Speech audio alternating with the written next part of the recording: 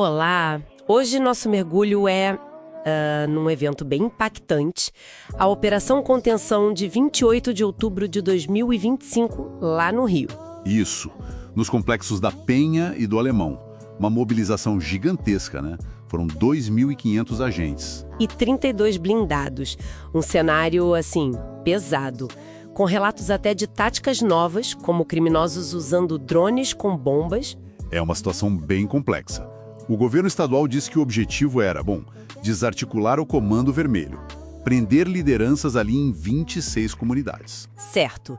E para nossa análise aqui, a gente está olhando os dados oficiais, mas também o que saiu do monitoramento independente, tipo Defensoria, e a repercussão na mídia até ontem, dia 29.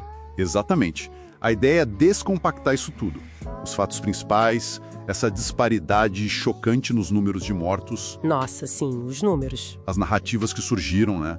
Sucesso para uns, tragédia para outros. E o impacto disso tudo, no Brasil e lá fora. Vamos começar por aí, então.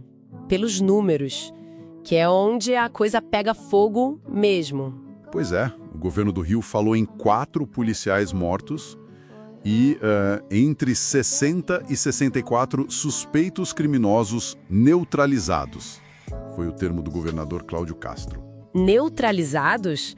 Mas aí vem o outro lado da história, né? O monitoramento independente. Sim, defensoria, imprensa, eles apontam um total bem maior. Algo entre 121 e 132 mortos no total mesmo. Caramba! É uma diferença enorme. Isso coloca a operação como a mais letal da história recente do Rio, né? Passando o Jacarezinho. Exato. Supera o Jacarezinho.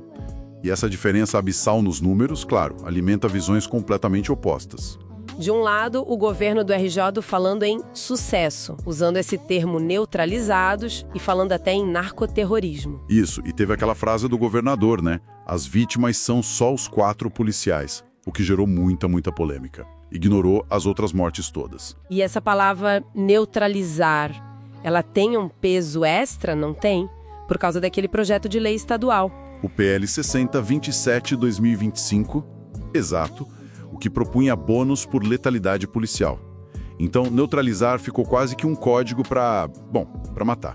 E a proporção aqui, pelos dados independentes, foi mais de 30 civis mortos para cada policial.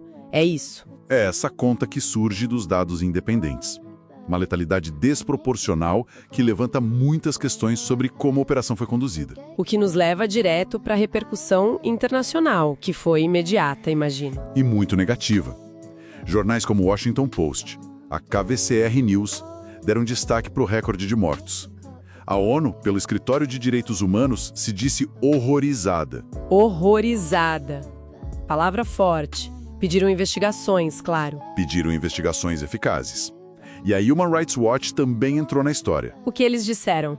Chamaram de enorme tragédia, de desastre, criticaram diretamente a política de segurança do Rio, ligando a operação àquele PL do bônus. Argumentando que isso incentiva o confronto em vez da prisão, é isso? Exatamente. Que mina a segurança pública a longo prazo. E, para piorar, o governo dos Estados Unidos soltou um alerta de segurança para viajantes no Rio. Nossa, e aqui dentro? Como ficou a relação Rio-Brasília? O governo federal pareceu se manter um pouco à distância, né? Sim, foi uma distância calculada, parece. O ministro Lewandowski disse que o Rio não pediu apoio federal antes da operação. Ah, não houve pedido prévio. Não.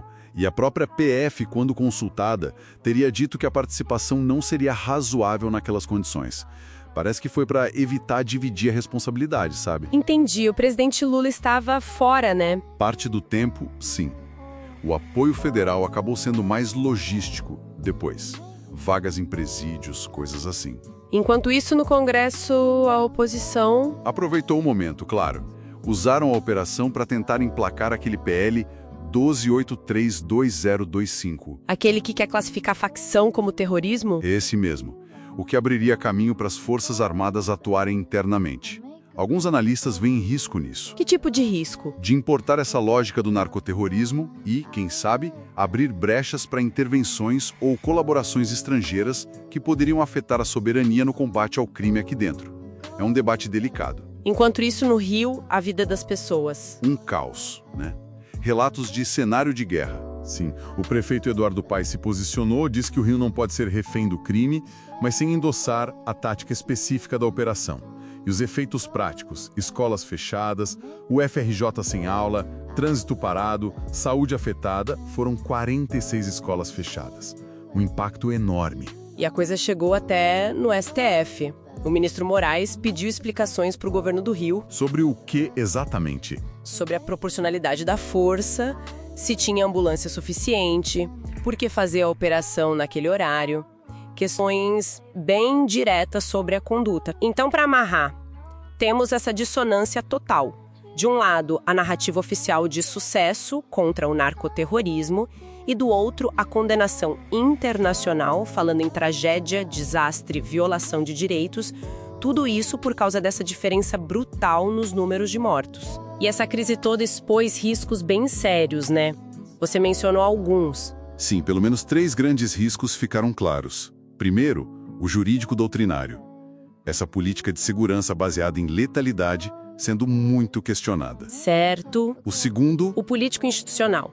O atrito entre Rio e Brasília e essa pressão por leis que mudam a definição de crime, o que pode ser problemático. e o terceiro risco que você apontou. É o risco de reputação geopolítica. A imagem do Brasil lá fora fica arranhada, alerta de viagem, possível impacto no risco país. Não é bom. Para quem está ouvindo a gente, esse caso mostra bem como narrativas são construídas e disputadas, né? Em momentos de crise, expõe tensões sobre segurança, direitos humanos, federalismo. Exato. E como o Brasil é visto no mundo. É um retrato complexo? E para fechar, fica aquela provocação, né? Sim. O que acontece quando a gente muda a linguagem para falar do crime? Usar narcoterrorismo, isso muda como a gente vê o uso da força. Até que ponto isso pode justificar ações mais drásticas? Ou até mesmo, como alguns analistas temem, abrir portas para colaborações internacionais que mexam com a soberania do país no combate ao crime doméstico. Fica aí a reflexão. É uma questão fundamental sobre como o Estado lida com a violência e como a linguagem molda essa resposta.